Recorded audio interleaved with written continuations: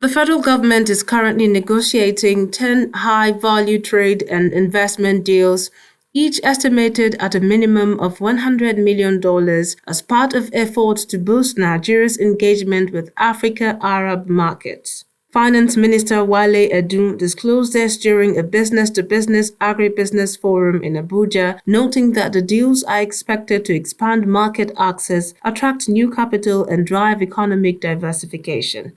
He explained that with global development aiding declining, African economies must rely more on strategic partnerships, private investment, and stronger intra-regional trade.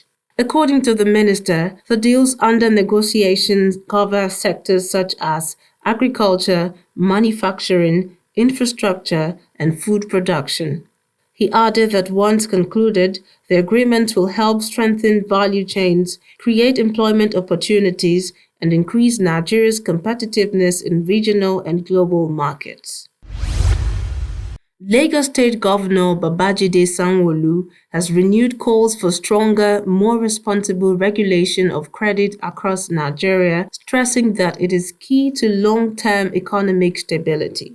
Speaking at a financial policy forum, the governor warned that the growing ease of accessing unregulated loans, especially through digital platforms, puts many citizens at risk of falling into harmful debt cycles. He noted that while credit remains a powerful engine for development, it must be guided by transparent rules, fair interest rates, and consumer protection systems that prevent exploitation. Sanwo-Olu urged financial regulators to enforce stricter oversight, ensure proper data verification, and promote responsible lending practices that support the real economy. According to him, strengthening credit governance will stabilize households, encourage productive borrowing for small businesses, and ultimately contribute to sustainable economic growth. Minister of Housing and Urban Development, Ahmed Dangiwa, is calling on state governments to allocate between 1% and 3% of their annual budget to land administration and systematic land titling.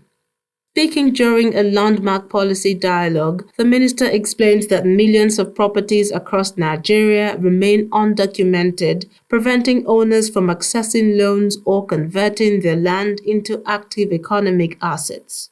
He said investing in modern land registries, digital mapping systems, and faster processing of titles will help unlock what he described as dead capital sitting idle across communities.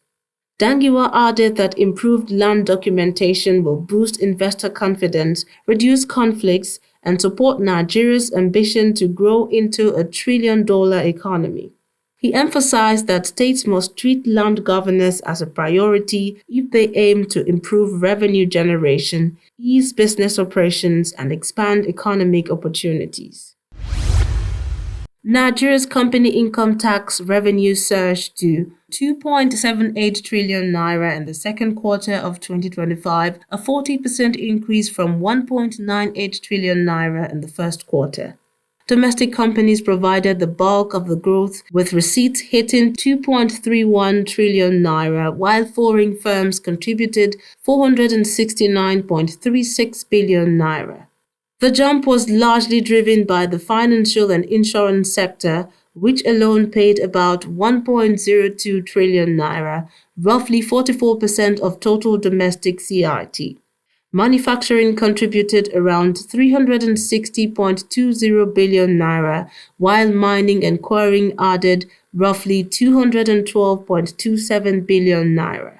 Year-on-year, the second quarter 2025 total represents a 13% rise compared to the same quarter in 2024, showing steady expansion in Nigeria's corporate tax base. And that's business news on Global News. In Abuja, I am Tomsinime Natus.